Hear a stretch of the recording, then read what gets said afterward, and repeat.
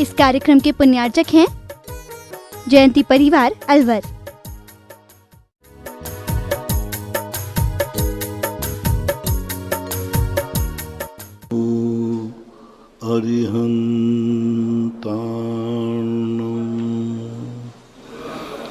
नमो सिद्धार्णं नमो आयर्याणं नमो वज्रायाणं नमो लोये सवशाहुणं।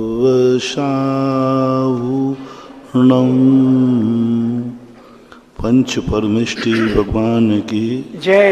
आचार्य श्री गुरुवर कुंद कुंद महाराज की जय। आचार्य श्री गुरुवर विद्यासागर महाराज की जय। परम पूजनीय निर्व्यापक श्रवण मुनि श्री सुधा सागर जी महाराज की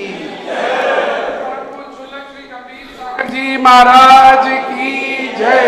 सभी श्रोतागण एवं जिज्ञासु पोष सभी को नमोस्तु करें।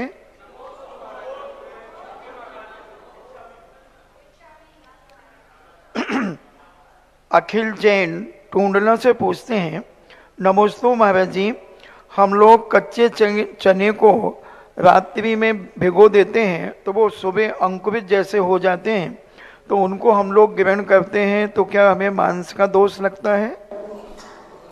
मांस का दोष तो नहीं लगेगा, क्योंकि वो आपने ग्रहण नहीं किए। अंकुरित के लिए आप चूंकि ग्रस्त हैं, सचेत त्याग नहीं है, इसलिए आप नाना प्रकार की आवश्यक दवाइयाँ खाने की अपेक्षा से वह ठीक है, क्योंकि अंकुरित जो चीज़ होती है वो वृत्ति उनको ग्रहण नहीं करता। हाँ, अंकुर नहीं आया है और भीगा हुआ है तो ले सकते हो, क्योंकि अंकुरित जीव प्रारंभ में साधारण वनस्पति होती है, सप्रतिष्ठित होती है, इसलिए। लेकिन आप लोग नाना प्रकार की और औषधियों की अपेक्षा से यह मांस के दोष में नहीं आएगा, क्योंकि बहुत सारी चीज़ें रात्रि में आप लगते हैं। दही रात भर ही तो जमता है, वही दूध रात भर ही तो रखा है, वही पानी बर्तन में बगा हुआ रात भर में रखा है, वही भोजन रात भर में रखा है। खाने के समय की बात कही जा रही। पानी यदि ढका हुआ रखा है तो वो मांस को प्राप्त नहीं हो जाएगा। भोजन यदि डिब्बे में बंद है तो मांस को प्राप्त नहीं हो जाएगा। जब हम खाने की स्थिति में आएंगे, तुम कहो कि महाराज जी हम इतने उससे खा लेंगे, पर को पैक करके मुंह में दे, वो तो कुछ ना कुछ ऑक्सीजन जाएगी, और जैसे थोड़ा सा भी गया वो असंख्यात जीवों की बरादना होना। खोल के कहीं तो रखोगे, तो वो रखी हुई चीज पर ये दोष नहीं है, भक्षण करते समय दोष है।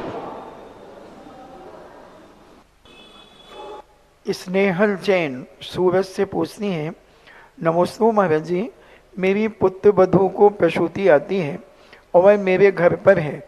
अभिषेक आदि क्रियाएं करने में कितने दिन तक का सूतक लगेगा? किसकी? घर में पुत्र वधू के पुत्र हुआ है तो सूतक परिवार को कितने दिन का लगेगा? 10 दिन का। अमित राजीव जैन शिवरार्थी अमर पाटन से पूछते हैं, अर्थानुबंध का क्या आश्रय है? अर्थानुबंध एक सामान्य शब्द है, अर्थ के साथ जिसका अनुबंध हुआ हो। मूल जैसे तुमने कहा, यह वस्तु हम तुम्हें देते हैं, यदि तुमने लौटाई तो इतने रुपया, नहीं लौटाई तो इतने रुपया। अर्थ ही जिसका अनुबंध है, तो ये तो हुआ इकोनॉमिक्स की दृष्टि से। अर्थ का अर्थ होता है अर्थ अभिप्राय, तो अर्थ का अनुबंध। उस शब्द पे मत जाओ, इस शब्द का किस अर्थ के साथ अनुबंध है। शब्द के साथ बता, यहाँ क्या अर्थ निकाला जा रहा है तो उस अर्थ के साथ अनुबंध है। शब्द सेंधवा लाओ, सेंधवा ने घोड़ा और सेंधवा ने नमक। अब यहाँ शब्द के अनुसार यदि चले तो तुम भोजन करने बैठे और वो घोड़े को लाके रख दिया, क्योंकि उसने कोश में पढ़ा था सेंधवा ने घोड़ा।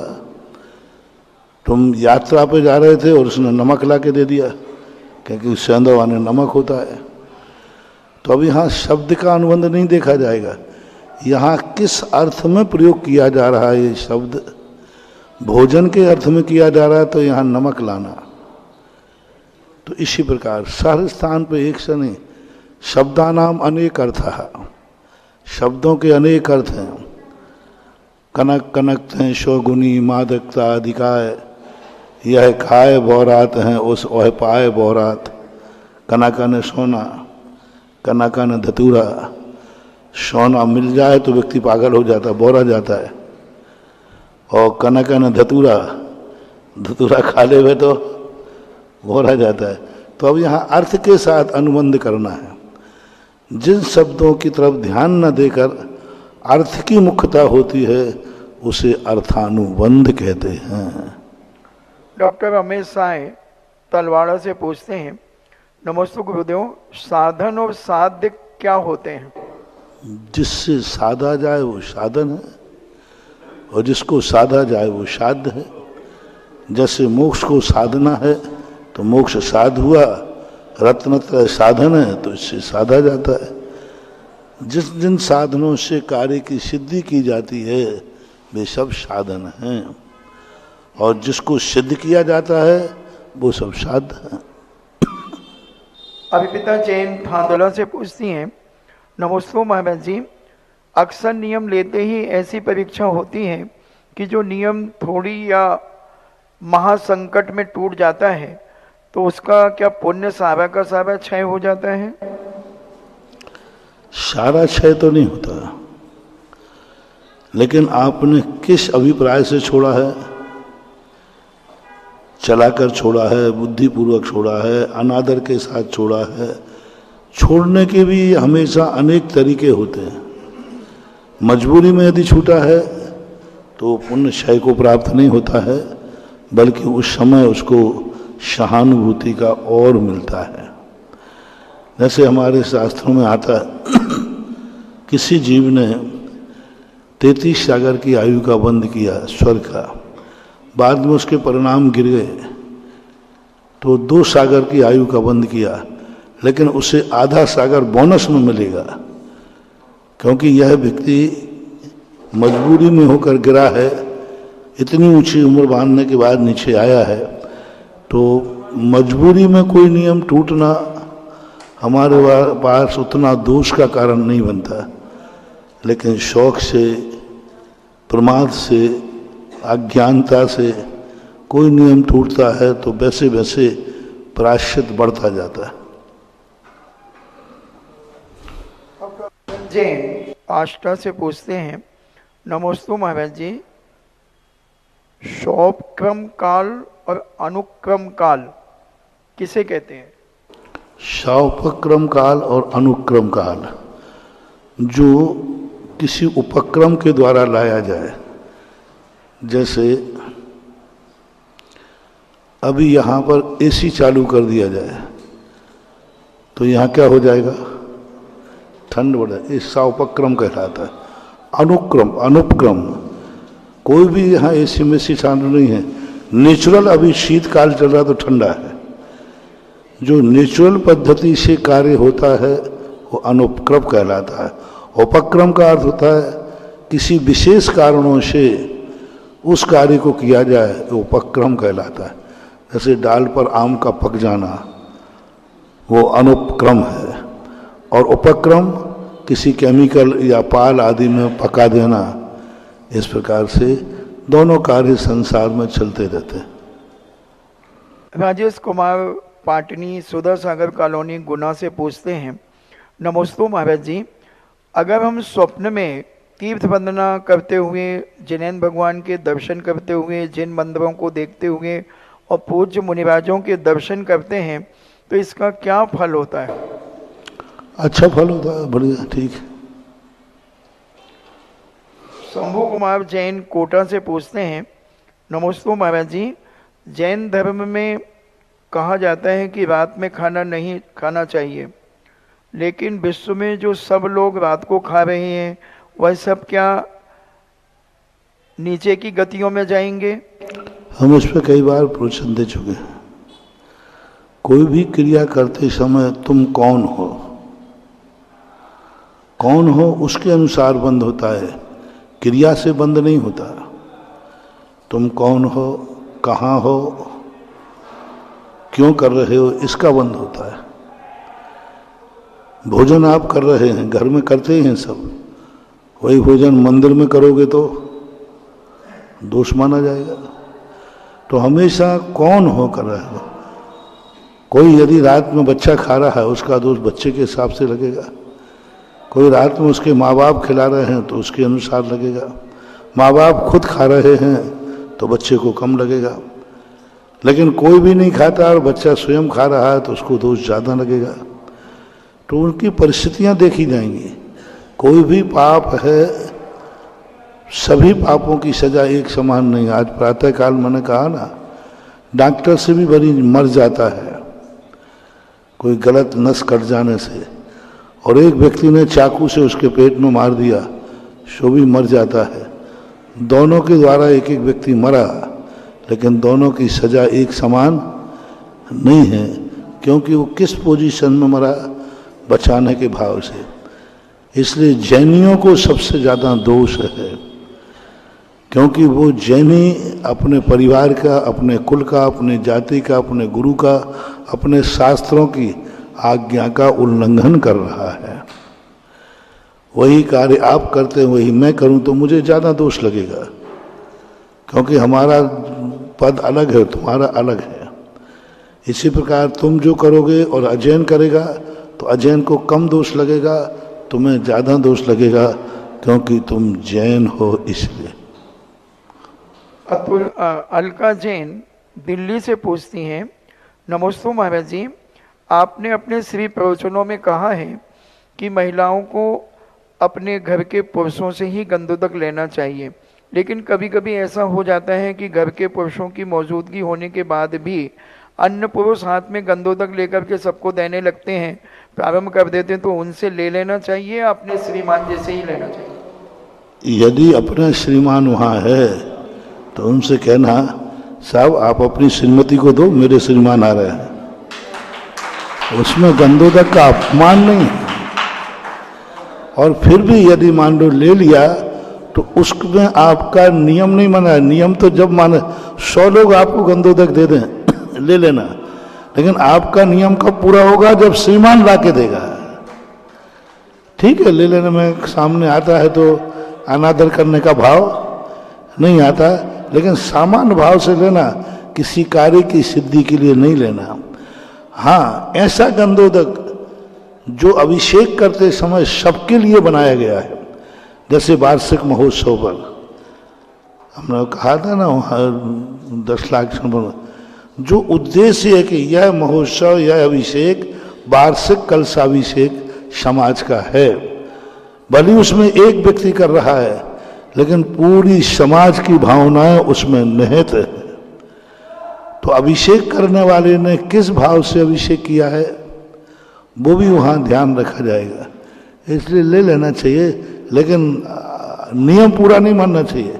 अब तो श्रीमान कहे, अरे भाई तूने तो उसके गंधोदक ले लिया, तेरा नियम तो पूरा हो गया, अब तो रोटी खा। नहीं नहीं, वो नियम तो तभी होगा जब आप ला के दो। एक दूसरे के पूरक बनो। तुम्हारे निमित्त से घर का पुरुष अभिषेक करने लग जाए तो उसका सबसे बड़ा फायदा है, कल तुम्हारी स्त्री पर्याय खत्म होकर पुरुष बनकर अभिषेक करोगे। गंधोदक तुम्हें मिल जाता, दूसरे से मिल जाता दर्शन करने, लेकिन नहीं, मेरी तो जिद है कि बेटे करेगा।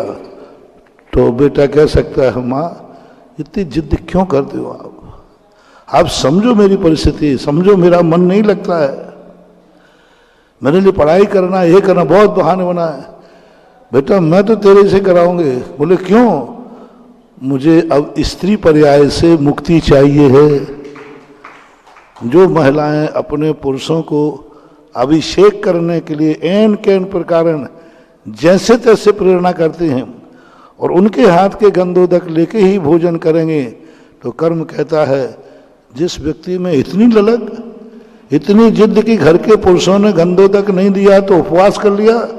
ओहो, ऐसे जीव को आज के बाद स्त्री पर्याय में उत्पन्न नहीं करना, पुरुष पर्याय में ही जाना, जिससे इसको परेशान होना न पड़े। ऐसा करना चाहिए। इसलिए कराना है जैसे बने तैसे। तुम्हारे निमित्त से घर के पुरुष अभिषेक करने लग जाएं, कितना बड़ा पुण्य होगा। ऐसा अतुल जैन झांसी से पूछते हैं, नमस्ते महाराज जी, पूज्य मुनिराजों को आहार दान जो देते हैं तो क्या वह मुनियों की वैयावृत्ति के अंतर्गत भी आहार दान को लिया गया है? वैयावृत्ति एक बहुत बड़ी चीज है। क्षुधा एक रोग ही तो है, रोटी है, उसका औषधि है। तो औषधि दान में आते हैं। भगवान के भी चारों दान होते हैं, भगवान की भी वैयावृत्ति होती है। भगवान जिस उद्देश्य से यहाँ बैठे हैं उस उद्देश्य की पूर्ति कर देना ही भगवान की वैयावृत्ति है।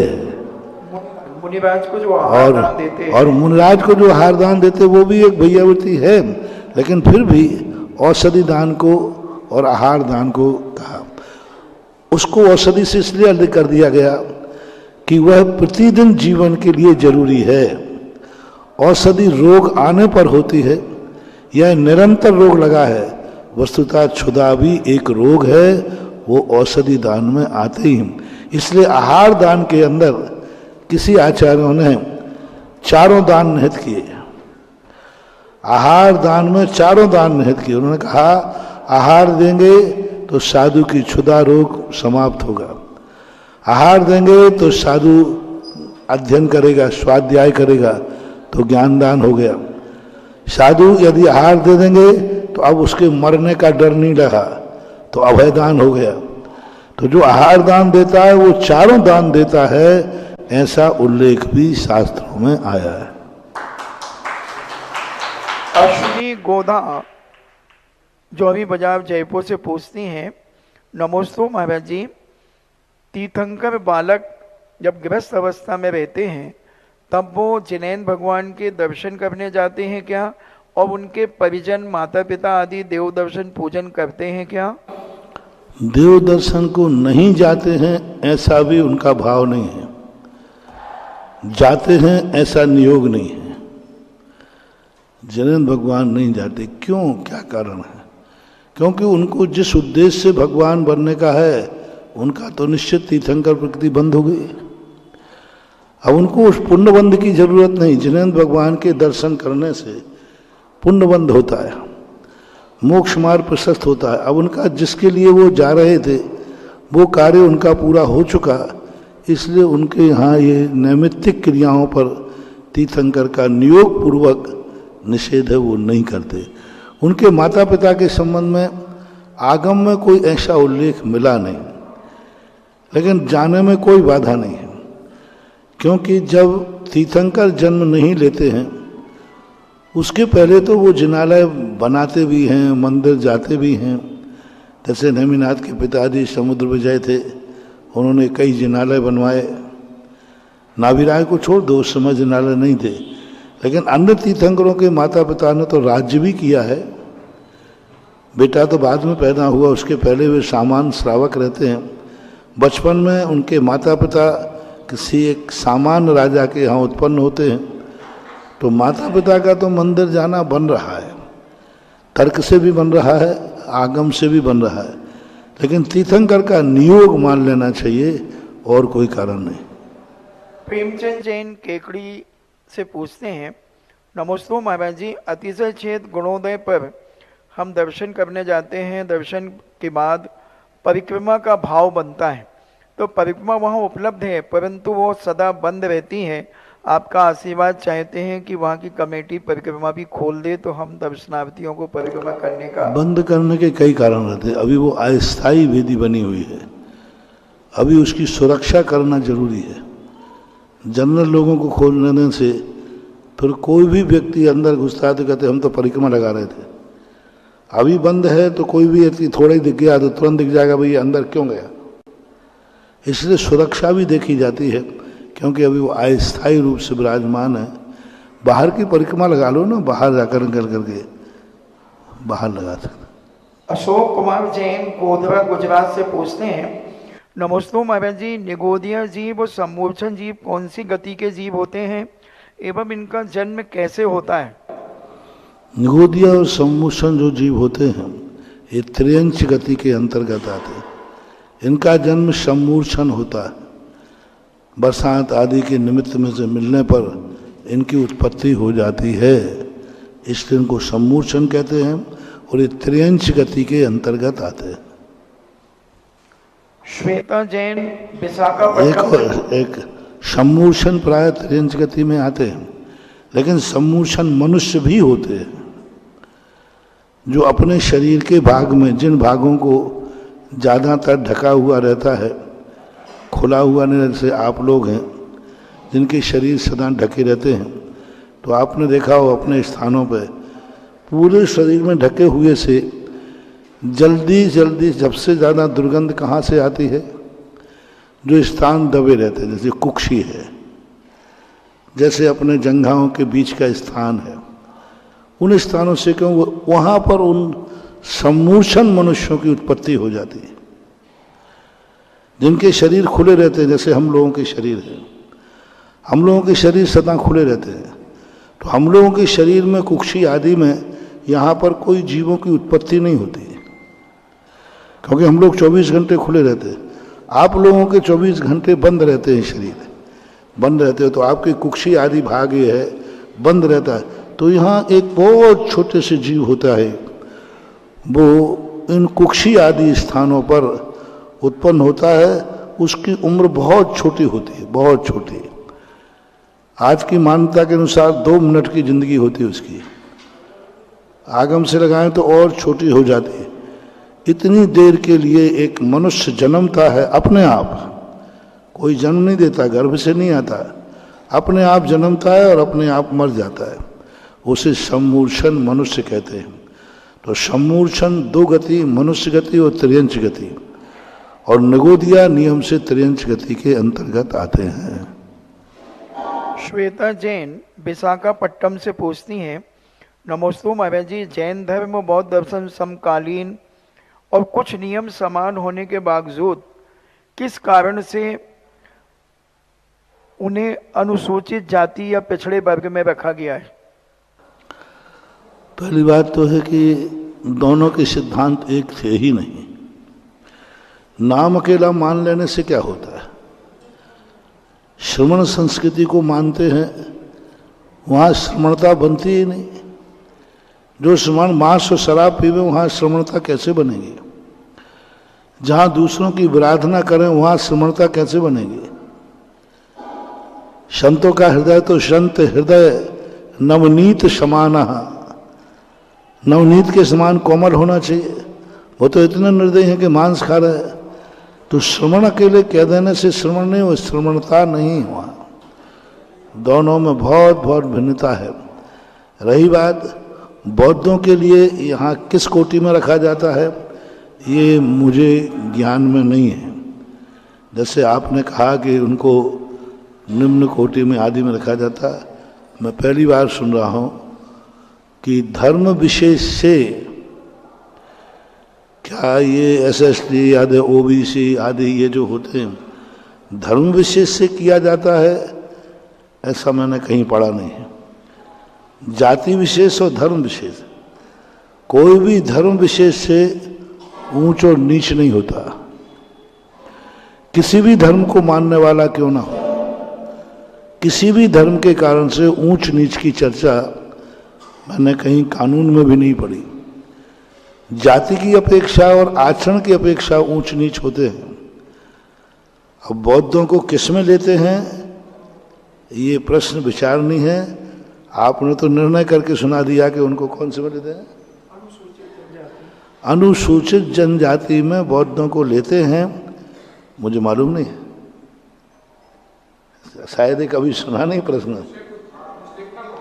धर्म के अनुसूचित में बौद्ध हो सकता है, इसलिए ले रहा हो कि मांसाहारी आदि होते हैं, क्योंकि वो मांसाहार ग्रहण करते हैं। लेकिन इसको देखूंगा क्योंकि किस में आते हैं, क्योंकि ऐसे में तो बहुत सारे धर्म के आधार पर तो नहीं होना चाहिए। नरेश कुमार जैन हरियाणा से पूछते हैं, नमोस्तु महाराज जी, दाम्पत्य जीवन जीने के बाद भी संतान उत्पन्न नहीं होती है। आज आप जो बैठे हैं अपने अपने मोबाइल में निकालो ना, अनुसूचित जाति में देखो बौद्धों को किस में लिया, नेट में आप लोग निकालोगे। चलो बोलो। नरेश कुमार जैन हरियाणा से पूछते हैं, नमोस्तु महाराज जी, दाम्पत्य जीवन जीने के बाद भी अनेक पुरुषार्थ करने के बाद भी संतान नहीं होती है, तो किस कर्म के उदय से ऐसा होता है?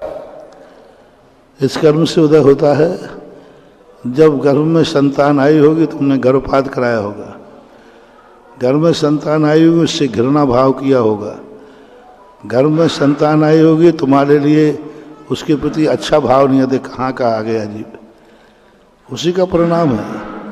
हम जिस चीज़ से घृणा करते हैं वह वस्तु हमारी जिंदगी से दूर हट जाती है।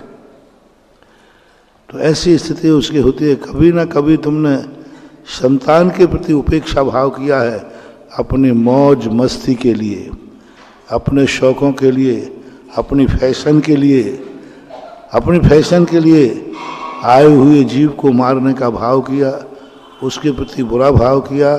इस कारण से ऐसा कर्मबंध होता है कि अब तुझे संतान ही नहीं हुए।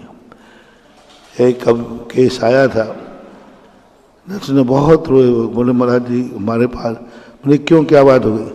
बोले शुरू में हम लोग स्टैंडर्ड मेंटेन में शौक में कई गर्भपात करा दिए, 2-3 बार गर्भपात करा दिए।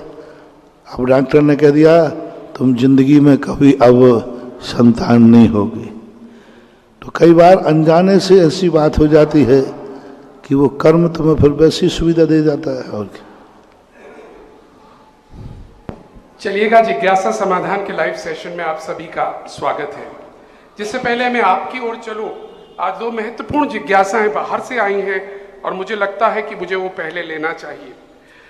पहली जिज्ञासा सपना लक्ष्मी मैसूर कर्नाटका से लिखती हैं और वह बताती हैं कि पूज्य गुरुदेव के आशीर्वाद से 12 वर्षीय कोर्स जो पूरे हिंदुस्तान में, भारत में बहुत तेजी से लोग ले रहे हैं, उसके लिए उन्होंने कर्नाटक में पूरा का पूरा कोर्स ट्रांसलेट करा लिया है, जिसके लिए मैसूर यूनिवर्सिटी के श्री रमेश जी शास्त्री और श्रवण बेलगोला के डॉक्टर राजेंद्र जी पाटिल ने बहुत सहयोग किया है। कोर्स तैयार है पूज्यवर, जैसा आप पूर्व में भी कह चुके हैं। बस आपका आशीर्वाद का इंतजार है, जिससे कर्नाटक के लोग कन्नड़ भाषा में इसको ले सकें। पूरा कन्नड़ भाषा में ये तैयार है। दक्षिण भारत के लिए एक शुभ समाचार, बहुत शुभ समाचार, क्योंकि दक्षिण भारत का जो साहित्य है वो आज की जो भाषा में, हिंदियों में तो बहुत है, इंग्लिश में भी हो गया, कर्नाटक भाषा में बहुत कम है। कर्नाटक लिपि में शास्त्र हैं लेकिन वो स्वाध्याय से बाहर हैं, मंदिरों की गद्दी से बाहर हैं, उनकी राइटिंग समझ में नहीं आती है। इसलिए कर्नाटक में सबसे कम स्वाध्याय है, सबसे कम यदि वहाँ ज्ञान है तो कर्नाटका में। इसलिए श्रमण संस्थान सांगानेर ने एक बहुत अच्छा कार्य किया कि 12 वर्षीय कोर्स को कन्नड़ भाषा में ट्रांसलेट करवाने के लिए कह दिया गया। अब कन्नड़ भाषा के सभी श्रावकों से मेरा कहना है, और ये संदेशा भी जो अभी नाम लिए पाटिल आदि, मेरे इस प्रवचन को भी कन्नड़ में ट्रांसलेट करके मेरे नाम से सबको भेज देना कि महाराज का संदेशा आया है कि सभी कर्नाटक वासी जो पढ़े लिखे हैं, मास्टर हैं, जो बैंक मैनेजर हैं, कोई भी नौकरी में है, थोड़े बहुत भी पढ़े लिखे हैं, सबको जैन धर्म का 12 वर्ष का स्वाध्याय शुरू करना है। और पहले वर्ष का भी कन्नड़ भाषा में ट्रांसलेशन हो चुका है। जब तक आप 1 साल निकालेंगे, दूसरे साल का भी आपको ट्रांसलेशन मिल जाएगा। इसलिए कर्नाटक से कम 1000 व्यक्ति इस स्वाध्याय में शामिल होना चाहिए। दक्षिण भारत में हमारे संघ के महाराज, हमसे बड़े महाराज नियम सागर महाराज जी, अक्षय सागर जी, ये लोग दक्षिण भारत में हैं। ये लोग भी काफ़ी इसमें सहयोग कर रहे हैं, प्रेरणा दे रहे हैं। तो आप इन महाराजों से भी मेरा कहना है, दक्षिण भारत में स्वाध्याय की परंपरा बनाएं, स्वाध्याय की तरफ दें, उनकी सरल भाषा वाले ग्रंथों का ट्रांसलेशन होने दें। और ये ट्रांसलेशन बहुत अच्छा है। 6 ढाला का पूरा कर्नाटक भाषा में ट्रांसलेशन हो चुका। पहले दूसरे भाग आदि जो पहले में चलते हैं उनका हो गया। अब बस पढ़ने वालों की चाहिए। देखो, मैं प्रेरणा दे सकता हूँ, आपको साहित्य आपके पास पहुँचा सकता हूँ, छपवा सकता हूँ, पढ़ाने वाले तैयार कर सकता हूँ। जैसे अभी 2 बच्चे शास्त्री पाटिल आदि हुए, ये पढ़ाने वाले तैयार कर दिए। अब इसके बाद मात्र आपको पढ़ना है। कमा के रख दिया, बना के रख दिया, थाली में भी परोस दिया, अब मुंह में तो चबाना तो तुम्हें पड़ेगा। तो कर्नाटक के लिए ये बहुत बड़ा संदेश है। सारे कर्नाटक लोगों में घर घर स्वाध्याय की परंपरा जगाओ। इसके बिना कोई अज्ञान दूर हो ही नहीं सकता। जो चाहे दक्षिण भारत में मिथ्यात्व फैला देता है, कोई भी किसी प्रकार ठग लेता है। अरे अपनी आंखों से स्वाध्याय करो और समझो कि हमारा जीवन कैसा होना चाहिए, किस ढंग से हमारे भगवानों की पूजा। अभिषेक पूजन ही नहीं होती वहाँ मंदिरों में। वो कहते हैं अभिषेक पूजन करना तो उनका काम है, जो मजदूर लोग हैं जो मंदिरों की सेवा करते हैं। श्रावकों को भी अभिषेक आवश्यक है। श्रावक के लिए भी ये चीजें कुछ नहीं है ही नहीं वहाँ। इसलिए सारे मंदिरों में अभिषेक पूजन सब गवर्नमेंट ने हथियार लिए धीरे धीरे करके। इसलिए बहुत अच्छी खुशखबरी, दक्षिण भारत में कर्नाटक भाषा में सांगर वालों ने ट्रांसलेशन कराना शुरू कर दिया है। पहली साल के लिए हालांकि फॉर्म भरने की तारीख निकल चुकी है, लेकिन मैं अपनी तरफ से संस्थान से कहना चाहूँगा, आज आपने कर्नाटक का विषय ट्रांसलेट निकाला, अतः 1 महीने का समय कर्नाटक वालों को स्पेशल रूप से एडमिशन के लिए छूट दी जाती है। यानी 1 महीने के अंदर अंदर आप लोग इस साल का ट्रांसलेशन एडमिशन करा लें, आपको प्रकाशक साहित्य आपके घर पहुंच जाएगा। पेपर लेने वाले भी तैयार होंगे, आपकी परीक्षा होगी, पढ़ाने वाले भी आपको ऑनलाइन, मात्र अकेला छपाया ही नहीं है, ये पूरे कोर्स को पढ़ाया भी जाएगा आपको ऑनलाइन।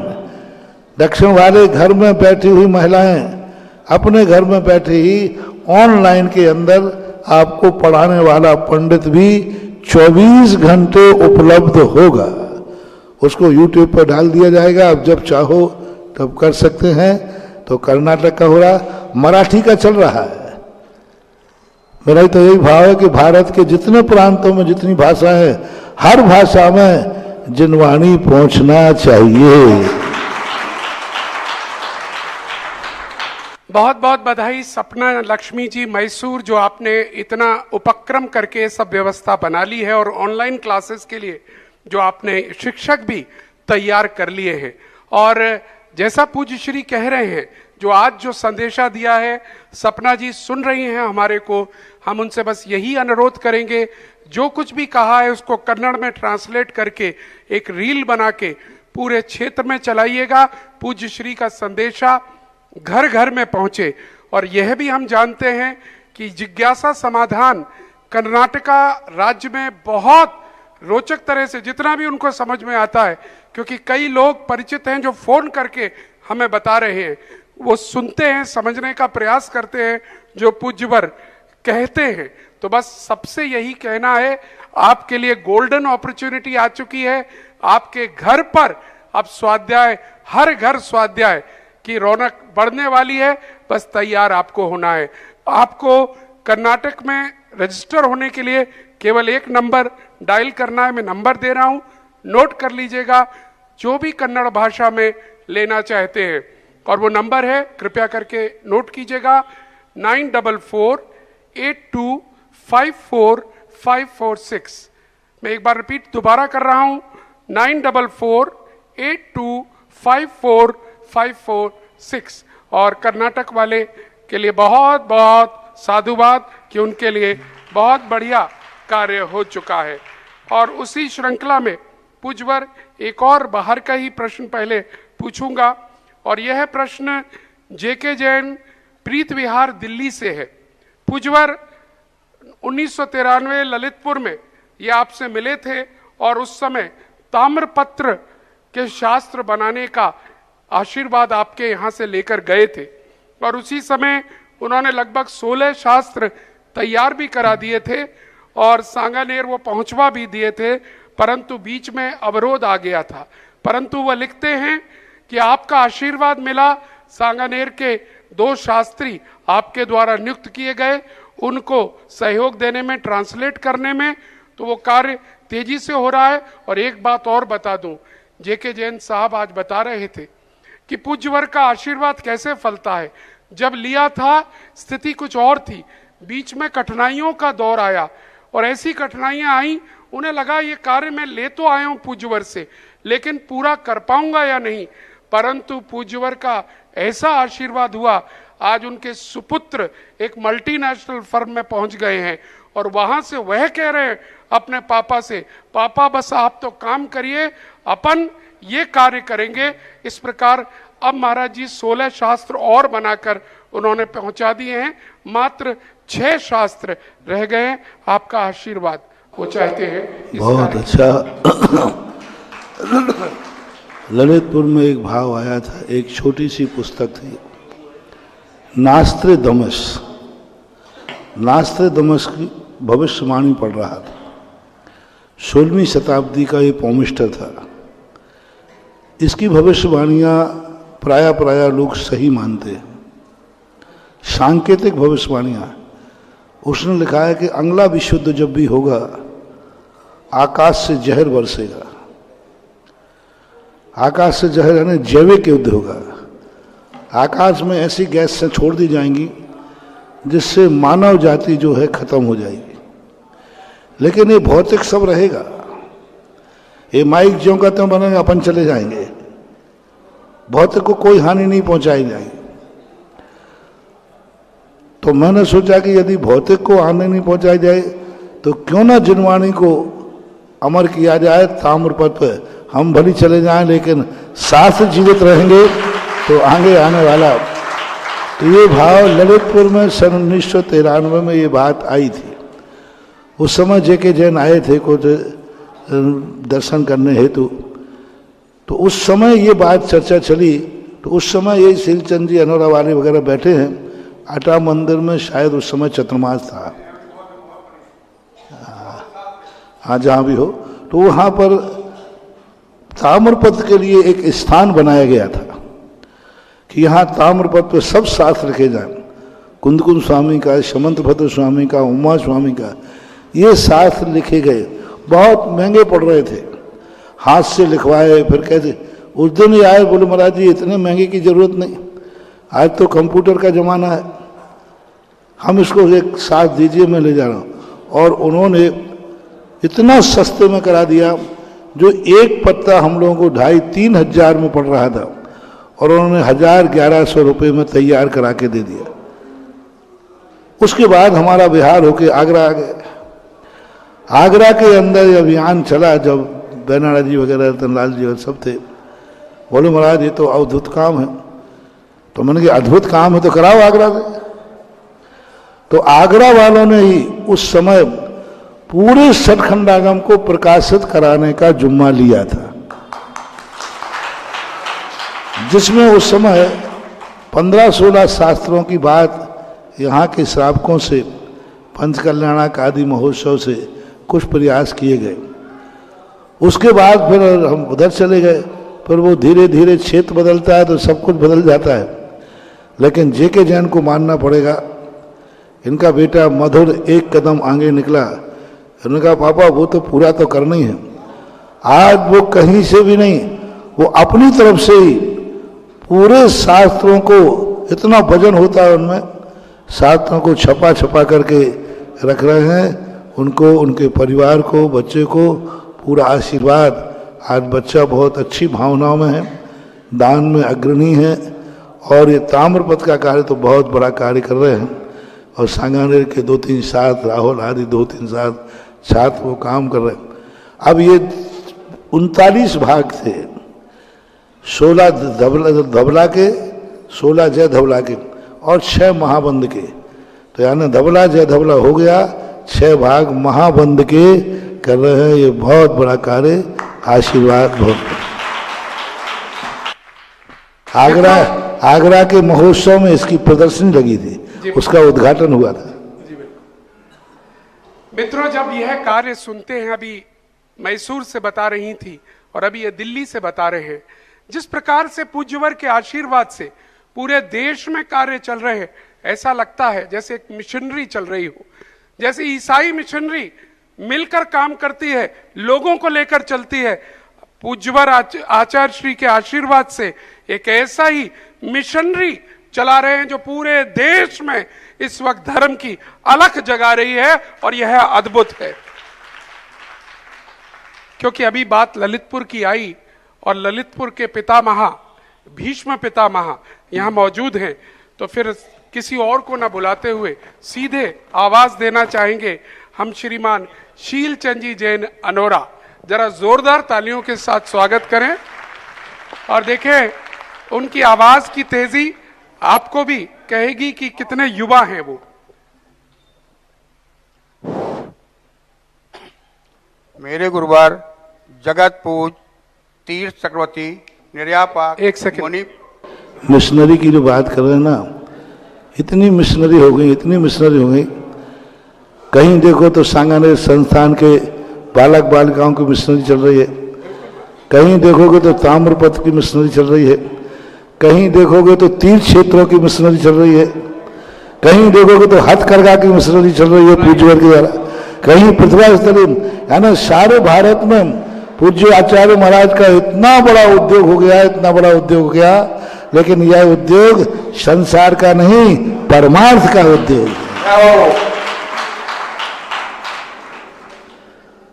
बहुत बढ़िया। लेकिन जिससे पहले अभी, क्योंकि मिशनरी की बात आई है, काम की बात आई है, पूज्यवर आज ही मेरे पास अमेरिका से फोन आया पीटर फ्यूगसन का, जो इस कार्य पर, जेनोलॉजी पर बहुत कार्य कर रहे हैं, और संभवतः कल या परसों आपके पास आने भी वाले हैं।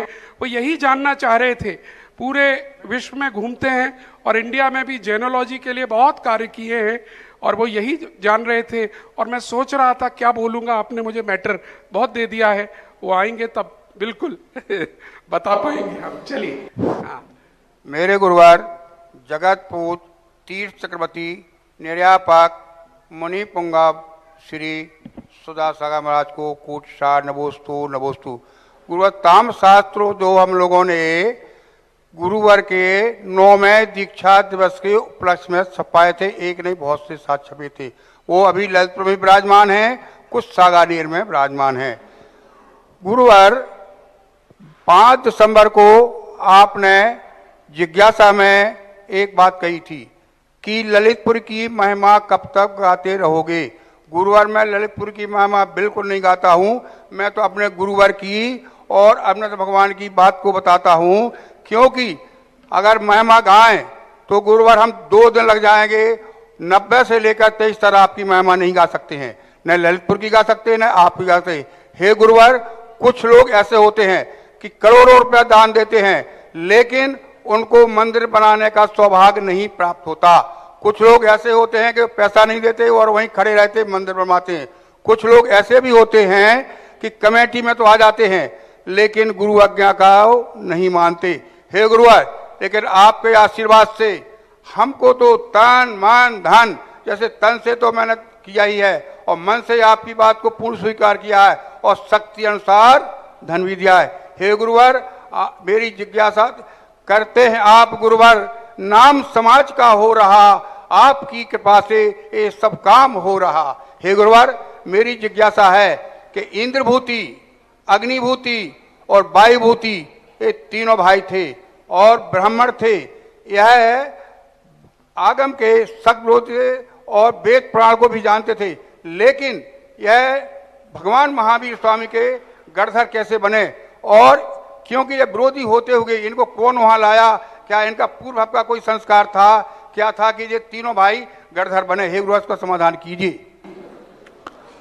मूल कारण है कि कोई भी चीज की सिद्धि होने का कारण होता है समर्पण। जब एक व्यक्ति के प्रति एक रूप में समर्पण हो जाता है तो वो कार्य टलते नहीं हैं और वो कार्य होते हैं। ललितपुर के अभिनंदनाथ तीर्थ का सबसे बड़ा कार्य है कि वहाँ तुम्हारे डॉक्टर एक ही था और अब मेरा सिद्धांत है एक डॉक्टर की दवाई खा के मरो। जिंदा नहीं कह रहा हूं, एक मरना पड़े तो भी एक डॉक्टर की दवाई खा के मरो, उसका परिणाम ये निकलता है। अभी तक देखो पंचकर्मा सब करा है, अभी भी वहां कोई कार्य करना है तो ये कमेटी, ये सब लोग प्रबंधक, पंकज बाबू, अभी ये पूछने आए हैं, ये पूछने आए हैं कि हमने कहा भैया आप तो हमारा पिंड छुड़ाओ। बोले वो तो नहीं छोड़ूंगा। तो इसलिए सब काम हो जाते हैं। अनेक निर्देश आ जाएंगे, मुंडे मुंडे मतर भिन्ने, हर व्यक्ति के दिमाग अलग अलग होते, तो ये कारण रहता है श्रेष्ठता में। और कई लोग, किसी का कोई निश्चित बिना पेंदी के लोटे होते तो उनकी हालत क्या होती है कि वो हलवा मिले न मांडे पाड़े, तो ऐसी स्थिति हो जाती है। वे ही क्षेत्र पिछड़ जाते हैं जिनके कार्यकर्ताओं में, दातारों में स्थिरता नहीं होती। वो सोचते ये मिल जाए, वो बोलते ये मिल जाए, तो कुछ भी नहीं मिलता। दूसरा है इंद्रभूति का जो कारण है। इंद्रभूति जो है बहुत बड़ा ज्ञानी था और उसको लोक ज्ञान, व्यवहार ज्ञान बहुत बड़ा था। पूर्व भाव का उनके कथानक तो कुछ मिलता नहीं है कि पूर्व भाव में उसकी क्या स्थिति थी, कैसे किया, लेकिन इस भाव में इंद्रभूत, स्वधर्म इंद्र ने जब 66 दिन की वाणी नहीं खिली भगवान की, तब सोचा सभा में क्या कोई पुण्यात्मा नहीं है? सभा में भगवान की वाणी को समझने वाला क्या कोई नहीं है? तो उस समय सभा के अंदर भगवान की पूर्ण वाणी को समझने वाला कोई श्रोता था ही नहीं। अब जब तक भगवान की पूर्ण वाणी को समझने वाला ना हो तब तक भगवान की वाणी नहीं खिलेगी, ऐसा नियम हो। तब उन्होंने कहा ऐसा कौन व्यक्ति है जिसका इतना बड़ा क्षोभसम हो? तो इंद्रभूति के लिए लाया गया। और इंद्रभूति इतना समझदार था कि जीवन में पहली बार समोषण में आया और एक अंतर मुहूर्त में उसको कुछ नहीं करना पड़ा। जो उल्टा ज्ञान था उस ज्ञान को सुलटा कर दिया। ज्ञान तो वही है, 52 अक्षर होते हैं, चाहे गाली दो तो भी 52 अक्षर ही है। यदि गाली देना है तो कौन से अक्षरों में देंगे? 52 अक्षर होंगे कि नहीं? और भगवान का नाम लगे तो 52। बस उसने अपने ज्ञान को ऐसा पलटा कि एक अंतर मुहूर्त में द्वादशांग का क्षयोपशम हो गया और भगवान की वाणी खिल गई। ये इसके मूल कारण था। चलिएगा, और आप ही के साथ आज यूएसए से श्री अनुराग जैन जी और उनका परिवार भी आया हुआ है। हम चाहेंगे यहाँ पर आएं और कमेटी की ओर से स्वागत भी स्वीकार। अगर कोई जिज्ञासा लेना चाहें, जिज्ञासा बोलिए, जिज्ञासा हो तो पहले जिज्ञासा बोल दीजिए और उसके बाद हमारी कमेटी आकर छिपी टोला समाज की ओर से स्वागत करेगी आपका। और जिससे पहले आप जिज्ञासा करें, मैं बात करूंगा आगरा वालों से, बात करूंगा छिपी टोले वालों से। डॉक्टर मत बदलिए। जैसा पूज्यवर ने कहा, ललितपुर में डॉक्टर एक ही रखा है, कोई बात होती है चले आते हैं पूछने। यह समस्या हमारे साथ भी आएगी। हम नए नए प्रोजेक्ट पूज्यवर का आशीर्वाद लेकर आगरा में बनवा तो रहे हैं, छिपी टोले में कह तो रहे हैं, और कह प्रारंभ भी हो गया और भारी प्रसन्नता है। लेकिन ध्यान रखिएगा, अध्यक्ष जी मेरे पीछे खड़े हैं, डॉक्टर बदलने का प्रयास मत कीजिएगा, क्योंकि अगर डॉक्टर बदलेंगे, डॉक्टर सब अच्छे होते हैं, सब डिग्री वाले होते हैं, लेकिन सबका प्रिस्क्रिप्शन अलग अलग होता है, कंफ्यूज हो जाएंगे। अगर आपने केस पूज्यवर को दे दिया है तो अब वह केस पूज्यवर के ही पास रहने दीजिएगा। कभी भी कोई बात आए, कोई पंडित जी आए, कोई मुनिराज जी आए, कोई आरिका माता जी आए, कोई भी सजेशन दे, एक ही बात, ये हम कमला नगर में 14 साल से 30 साल से कर रहे हैं, जब से पूज्यवर ने पंचकल्याण करके हमें दिया है। हमारे यहाँ एक पत्थर भी लगता है, हम ललितपुर वाले सुन लें, हमारी भी, हम भी आपके ही साथ साथ चल रहे हैं। कमला नगर में आज भी कोई पत्थर भी लगता है या बदलता है तो पूज्यवर के पास जाते हैं, अनुमति लेते हैं, तब होता है वह कार्य। और ये बात पूरा आगरा सुन ले, क्योंकि बहुत कार्य यहाँ पर होने हैं। चलिएगा, हमारे अतिथि जो यूएस से पधारे हैं, अनुराग जैन जी। नमोस्तु महाराज जी, इच्छामी चुल्लक महाराज जी, आपके आशीर्वाद से पिछले 15 साल से मैं अमेरिका में कार्यरत हूँ, और सौभाग्य से आपकी वाणी सुन सुनकर, आपकी वाणी में इतना सम्मोहन है कि मन बिल्कुल धर्ममय हो जाता है। तो मेरी जिज्ञासा ये है कि अमेरिका जैसे विदेश में जहाँ पे आप नहीं पहुँच पाते फिजिकली, आपकी वाणी का प्रसार कैसे किया जाए, आपका क्या विचार है? अब हम तो पहुंच नहीं पाएंगे, लेकिन ये जो जिनवाणी चैनल है ना, ये तुम्हारे तक जरूर पहुंच जाता है। जिनवाणी चैनल है, सुधा कलश है, आदिनाथ है, पुण्योदय आदिनाथ वगैरह, ये इसलिए हैं, ये उन्हीं लोगों के लिए जो यहाँ तक नहीं आ पा रहे, हम वहाँ तक नहीं पहुँच पा रहे। तो इन सबको लेकर के इसका प्रसार वहाँ होना चाहिए, और जो हमें सुविधाएं मिल रही हैं उन सुविधाओं का लाभ लेना चाहिए। और अपने जीवन में कहीं भी जाओ, धन और ज्ञान कहीं से भी लो, लेकिन संस्कार अपनी भूमि का ही होना चाहिए। जिंदगी चलाने के लिए 3 चीजें चाहिए, धन, ज्ञान और संस्कार। धन जहाँ से मिले वहाँ से लीजिए, कोई आपत्ति नहीं। ज्ञान भी जहाँ से मिले तो लीजिए। रामचंद्र ने लक्ष्मण से कहा, जाओ रावण से कुछ ज्ञान लेके आओ। बोले उस पापी से ज्ञान लेके आओ। रामचंद्र का धन और ज्ञान कहीं भी मिले उठा लेना चाहिए। सोने का बिस्कुट यदि नाली में पड़ा हो तो आप लोग क्या करेंगे? बोलते नहीं, उठा लोगे, क्योंकि सोना का भी गंदा होता नहीं है।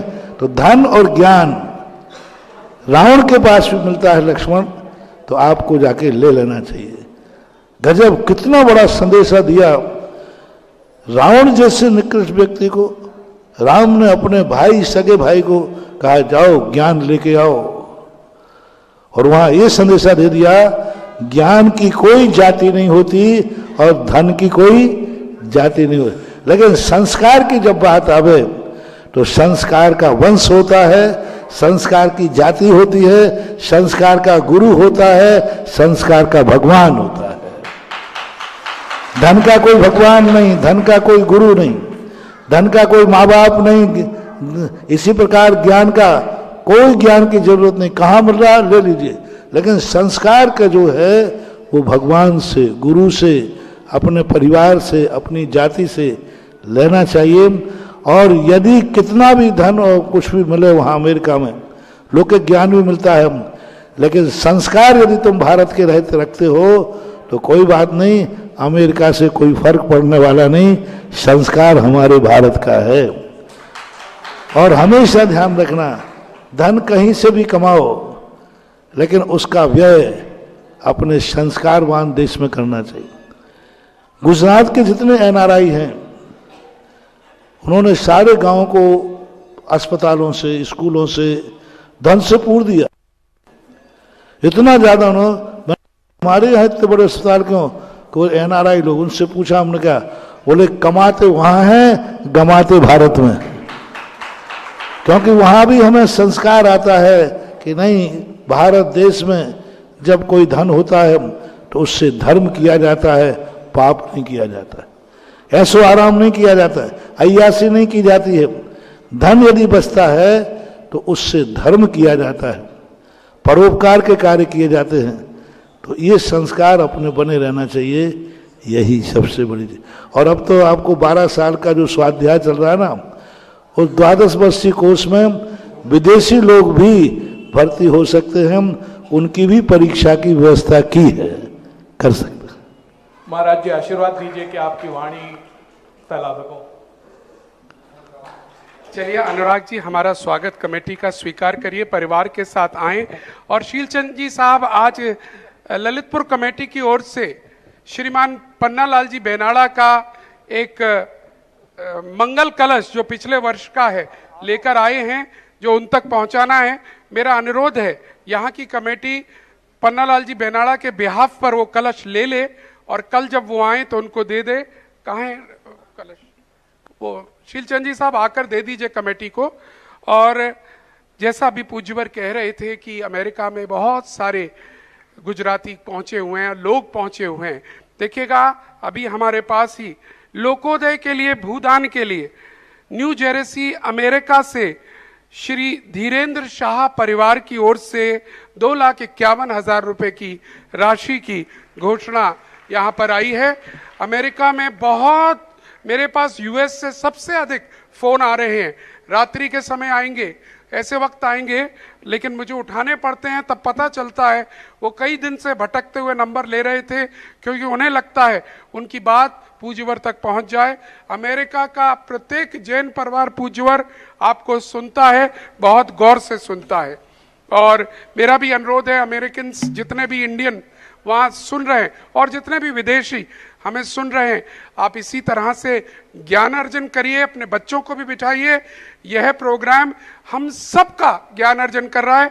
हम अपने घरों में देख रहे हैं, जिन बच्चों को हम धर्म की शिक्षा, बच्चों का मतलब युवक युवतियों को, आज के मॉडर्न कॉन्वेंट एजुकेटेड बच्चों को हम बता नहीं सकते थे, लेकिन पूज्यवर की वाणी ऐसी जाती है कि लोगों की समझ में आती है। कल धर्म का एक बात बताई, धर्म क्यों करें, और कल जिस तरह बताई वो हर के दिमाग में फ्यूज हुई है। और एक और यहाँ घोषणा छिपी टोला से ही आई है, लेकिन गुप्त दान की है। भूदान के लिए 1,11,000। बहुत बहुत साधुवाद आपको सभी को। और अब मैं जिज्ञासा के लिए विदेशों के लिए हमने एक बात और एक बार पहले कही थी, लोगों ने पूछा था, बोले महाराज हम वहाँ मंदिर भी नहीं बना सकते, हम वहाँ पर कुछ भी नहीं कर सकते। तो हमने उनसे एक बात कही थी, हमारे यहाँ धर्म है कृत, कारत और अनुमोदना।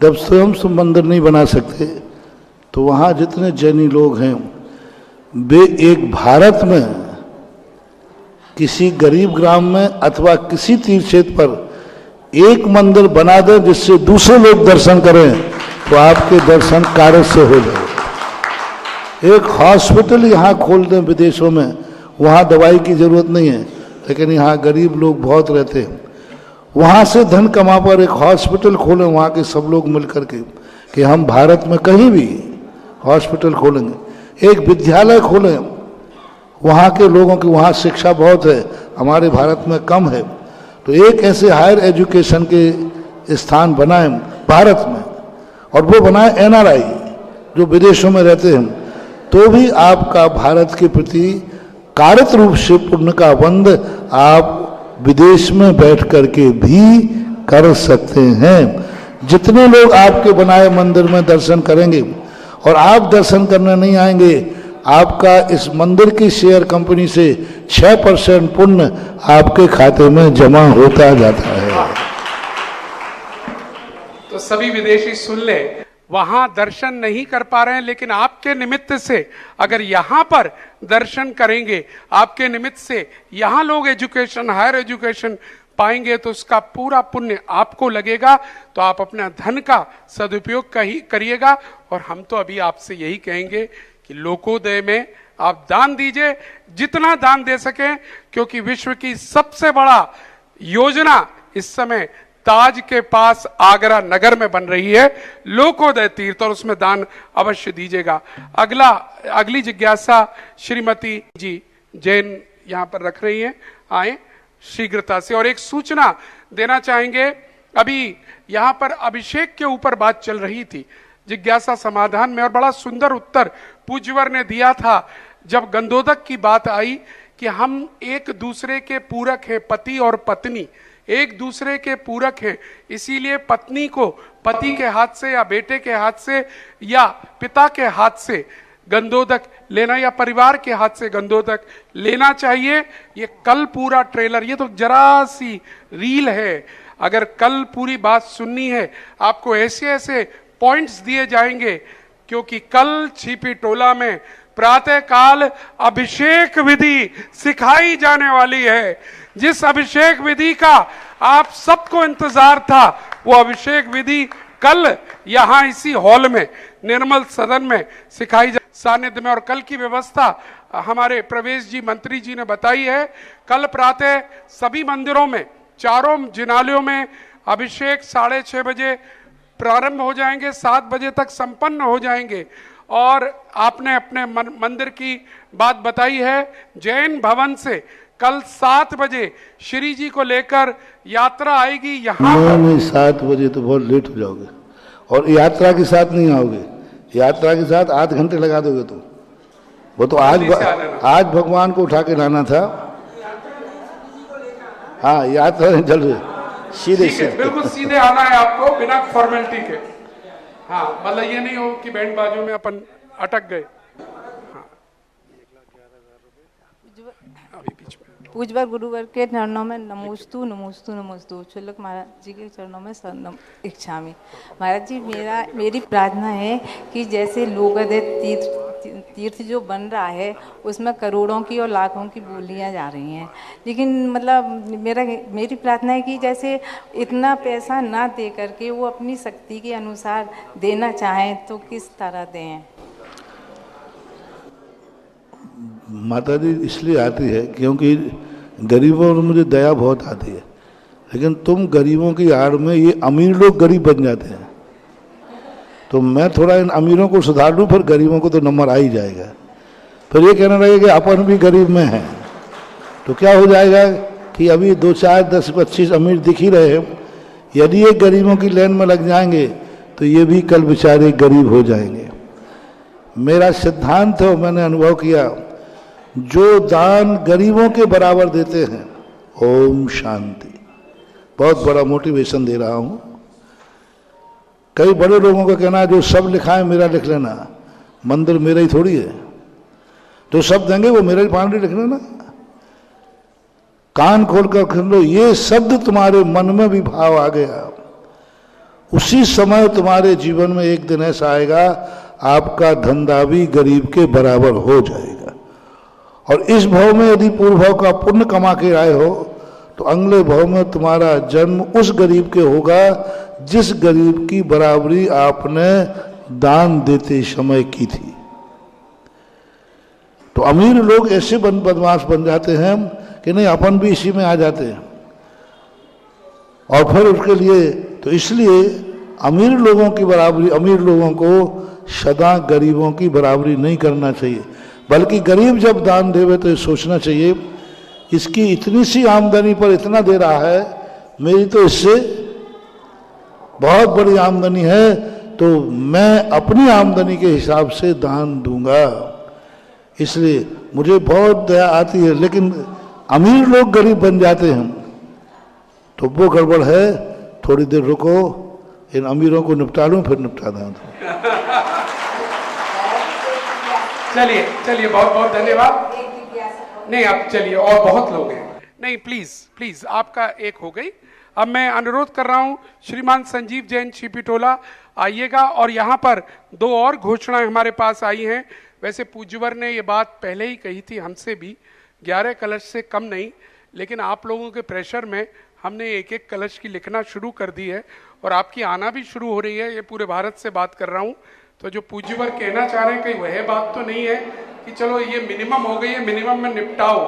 निपटाना मत, अपनी शक्ति अनुसार आप सब देना, आपकी शक्ति जो है खुद आप जानते हैं। इसलिए खैर अभी तो हम बोल रहे हैं भूदान के रूप में श्रीमान राजेश कुमार जैन, पिंकी जैन, नम्रता जैन की तरफ से एक कलश की राशि 1,11,000 दी जा रही है। दूसरा नाम एक और आया है छिपीटोले से ही, लक्ष्मी जैन, तरुण कुमार जैन, आरती जैन, रंजना जैन, आरना जैन, बरेठा वाला परिवार, ये भी एक की राशि है, एक कलश की राशि। और अब संजीव जी अपनी जिज्ञासा रखिएगा।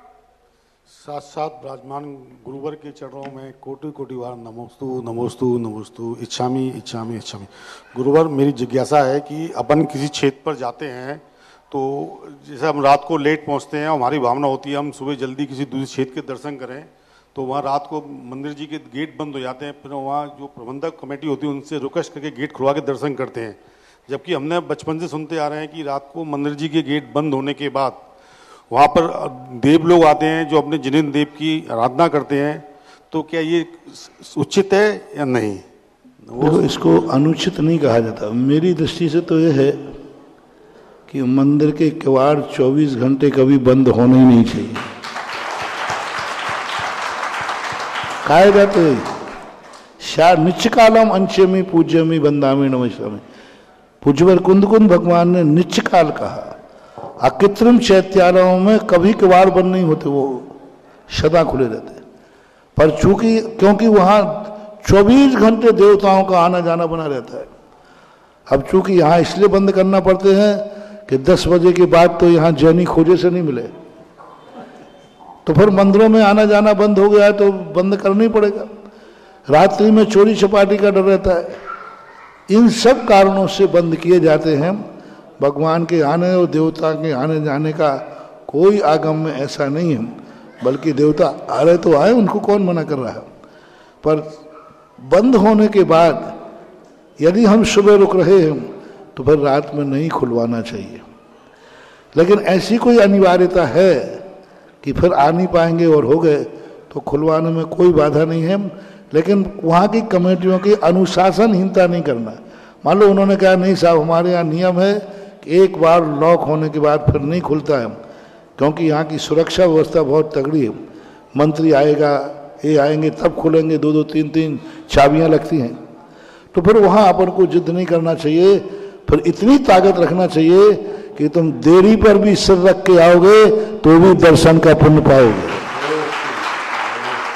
क्योंकि आपने मंदिर का अनुशासन नहीं तोड़ा है, इसलिए आपको दरवाजे पर भी पुण्य का बंद होता है। चलिएगा श्री अजित कुमार जी जैन छिपीटोला। और पूज्यवर एक प्रश्न आया है, कल क्योंकि अभिषेक विधि के लिए सब लोग धोती दुपट्टे में आएंगे तो बनियान तो अलाउड है, ये पूछ रहे हैं। बिल्कुल अलाउड है, आप लोग सर्दियां हैं यहाँ पर। गुरुवर के चरणों में त्रिवार नमोस्तु नमोस्तु नमोस्तु, चुल्ला जी महाराज चरणों में इच्छामी इच्छामी इच्छामी। गुरुवर, आपका हमारी समाज के ऊपर बहुत बड़ा उपकार रहा कल के दिन, जो आपने सब समाज के बच्चों को खुश कर दिया। इससे हम आपका उपकार जीवन पर्यंत कभी नहीं भूलेंगे। और इस दृष्टांत को देख के ऐसा लगता है जो विदेशों के अंदर आपस में एक दूसरे देश आपस में लड़ते हैं, कहीं वो हमारे गुरुवर के पास आ जाएं तो उनका लाख करोड़ बच जाएगा और शंका का समाधान का हो जाएगा सनाम का। और गुरुवर, जो सवेरे सूर्योदय होता है और हम अभिषेक करते हैं, तो सूर्योदय का अभिषेक से क्या संबंध है, सूर्य अस्त का क्या संबंध है? और जो हम कपड़े लगाते हैं वो सूती होता है और हाथ कड़गा का होता है। ज़्यादातर लोग सूती कपड़ा लगाते हैं, तो हाथ कड़गा का लगाना चाहिए। और जो कपड़ा हम जो भगवान का मार्जिन कर देते हैं, उस कपड़े का बाद में क्या करें जब वो कपड़ा गंदा हो?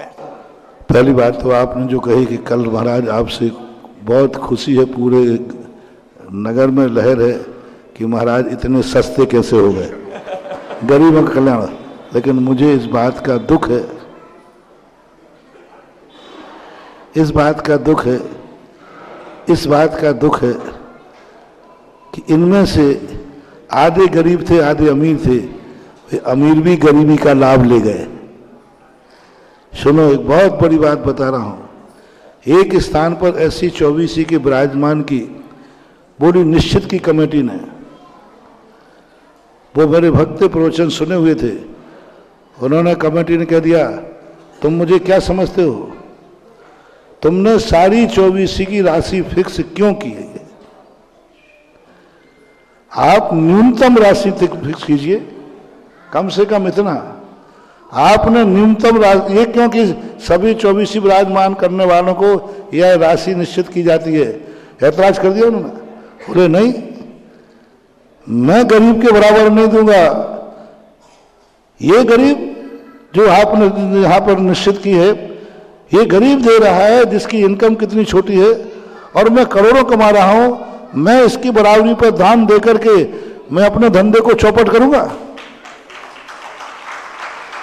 मैं भी गुरु गुरु का चेला हूं, मेरे ही सामने अरे बहस हो गई। बोले मैं अपना धंधा चौपट करूंगा?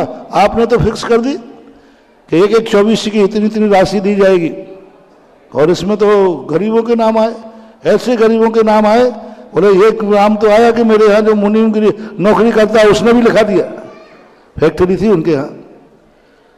अब इसी की बराबरी पर मैं नाम लिखाऊं? नहीं, आप सुधारिए।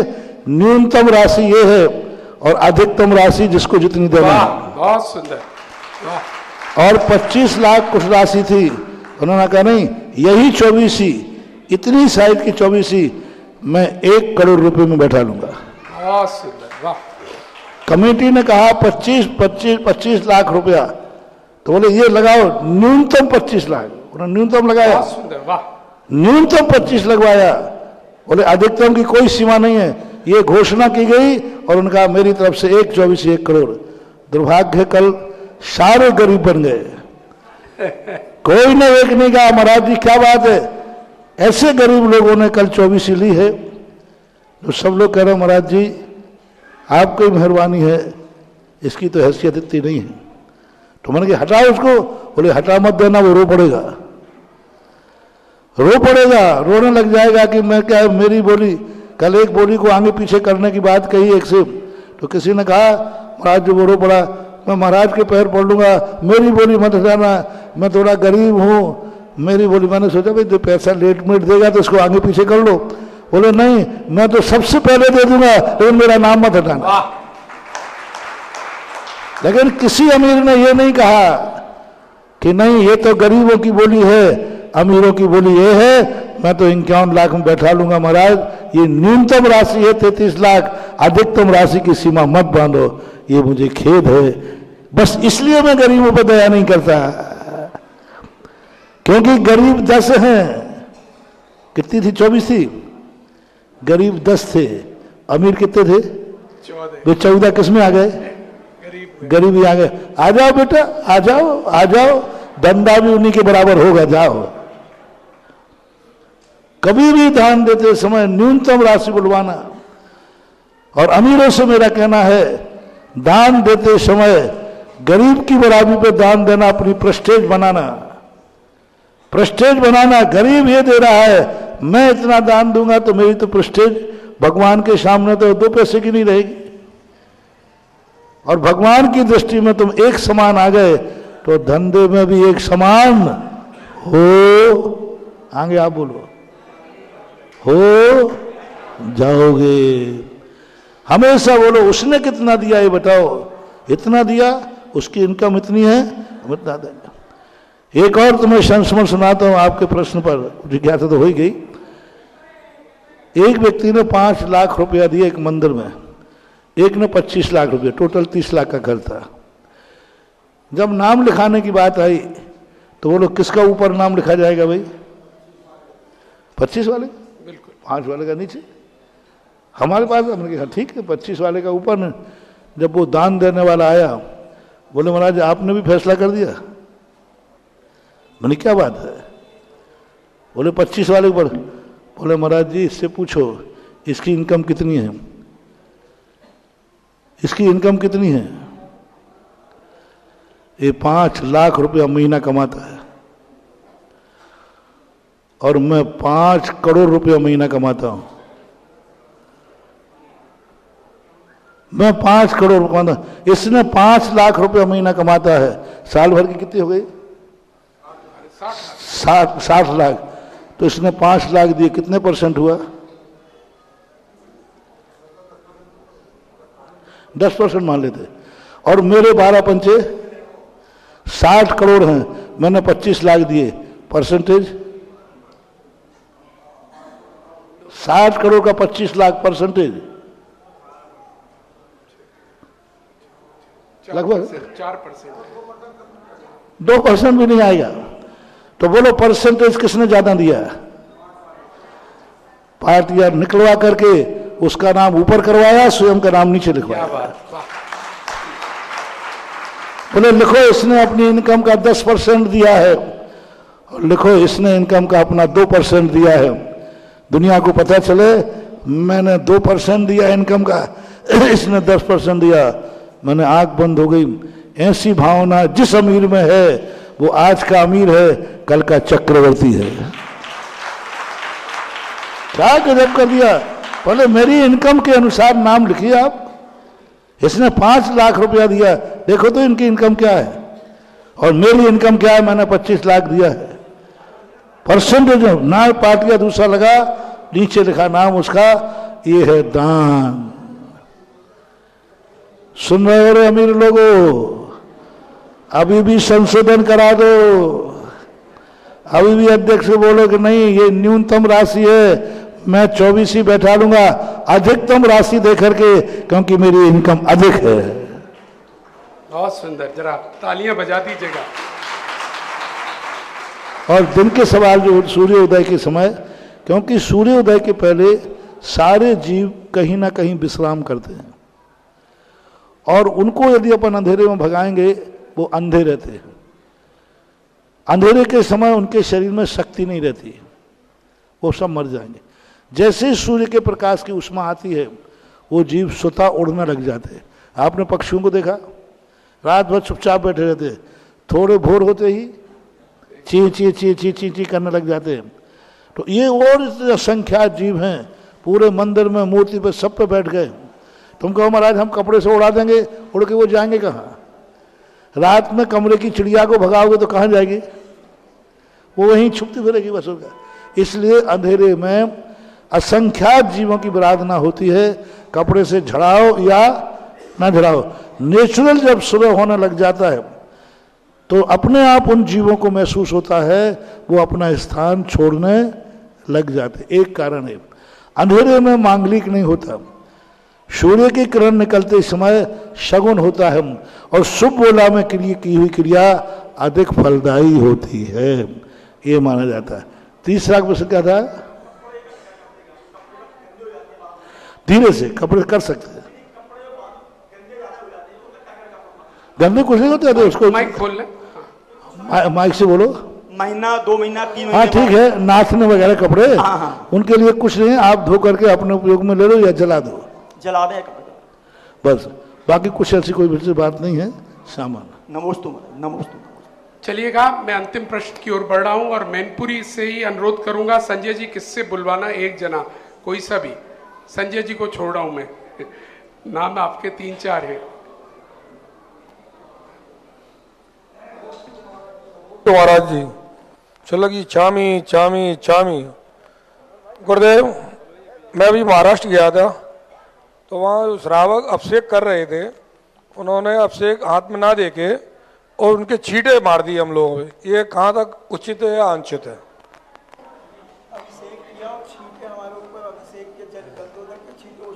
कोई बात नहीं, कोई बात नहीं, अच्छा है, पवित्र हो गया। चलिए, ये व्यवस्था है। चलिए, नमोस्तु महाराज जी, नमोस्तु। और समय कह रहा है कि इस कार्यक्रम को अब यहीं समापन की ओर लेकर जाएं हम। और आज की आरती के पुण्यार्जक, वैसे ये कार्यक्रम ऐसा है जब भी ये आगे बढ़ता है लगता है रुके नहीं, बस हम सुनते रहें, लोग पूछते रहें। और हमारा एक और पूछ उनसे, आपके 24 के नाम आ गए सबके? अब देखें सभी लोग, अध्यक्ष जी आपकी लिस्ट मेरे पास भेजी जाए, मैंने कल ही कह दिया था, आज मेरे पास लिस्ट नहीं आई। 24 लोगों के लिए कौन से भगवान राशि के अनुसार निकलेंगे, आपने जो नाम लिख के दिए हैं उन्हीं के अनुसार हम आपको भगवान निकालेंगे कि आपकी तरफ से कौन से भगवान बैठेंगे। कोई भगवान किसी के नहीं है, राशि के अनुसार जो बैठेगा मैं आपकी राशि के अनुसार आपको भगवान दूंगा। यदि आज मेरी लिस्ट दे दें तो कल सुबह या शाम को सबको अपने अपने भगवानों के नाम मैं आपको दे दूंगा। लिस्ट मेरे पास भिजवा दें। ठीक है, आप सबको मंजूर है मैं नाम लिखा लूं कि नहीं? नहीं मेहनत करूं तुमसे? सबकी मंजूरी है? बोलो हाथ उठा के दो। महाराज जी जो नाम देंगे हम सबको मंजूर है। पर ठीक है, क्योंकि महाराज जी जब निमित्त ज्ञान से आपको देंगे तो वो आपको फलेगी, आपके हिसाब से, राशि के हिसाब से वो देंगे। एक बात। दूसरी बात, पूज्यवर अभी अभी आपने कहा कि सबकी जो आपने दान दिया है एक सा ना देना, अपनी इनकम के हिसाब से देना, उसका असर होना प्रारंभ हो गया है। और कल इस हॉल में कुछ नई घोषणाएं आने की हमें उम्मीद है। और आप लोग, अन्य लोग भी चिंतन करिएगा, जिनको लगता है कि हमारे को शक्ति अनुसार हम बढ़ा सकते हैं, तो कल वो राशि यहां पर पूज्यवर के सामने ही बढ़ाएंगे। और अब आरती का नाम बताओ। आज का देखिए बड़ी प्रसन्नता है, आज का आहार दान का सौभाग्य श्रीमान श्रीचंद जी विद्याराम परिवार को मिला है। जोरदार तालियां पहले। और उन्होंने इस आहार के प्रसंग पर लोकोदय के लिए दिया, लोकोदय के लिए कुल 11 कलश की राशि का दान घोषित किया है। उसमें क्या क्या है वो हम देख लेंगे। 2 प्रतिमा और बाकी भूदान के रूप में राशि जाएगी। बहुत बहुत साधुवाद। और वो पूरा परिवार आज प्रथम आरती करेगा। यहां पर आकर आरती पर आ जाए। और द्वितीय आरती मैनपुरी वालों की है आज। दोनों ग्रुप आगे आ जाएं, बाकी सब पीछे रहेंगे कैमरों के। कैमरा हमारी लाइन है, ये मान लीजिएगा। और कैमरे के आगे ये 2 परिवार, जो विद्याराम जी का परिवार है वह आएगा, और मैनपुरी का पूरा ग्रुप आया हुआ है वह आएगा। बाकी सब पीछे रहेंगे, कैमरे के पीछे। कैमरे के पीछे आप इस परिवार में हैं क्या? पीछे जाएं प्लीज। थोड़ी देर में अब मैं सबसे पहले मैं पूछूंगा कि बाबा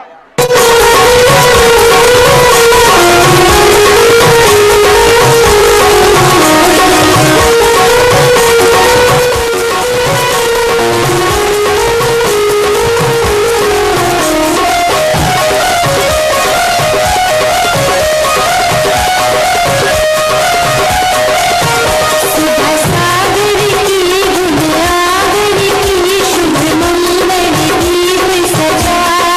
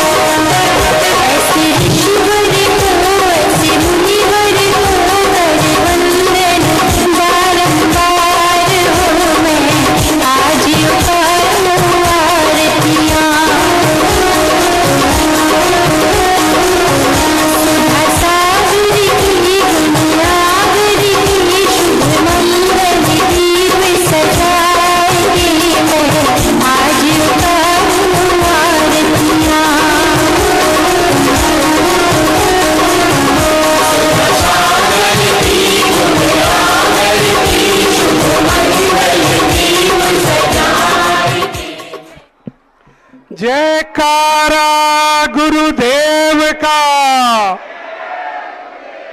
जयकारा गुरुदेव का, जयकारा।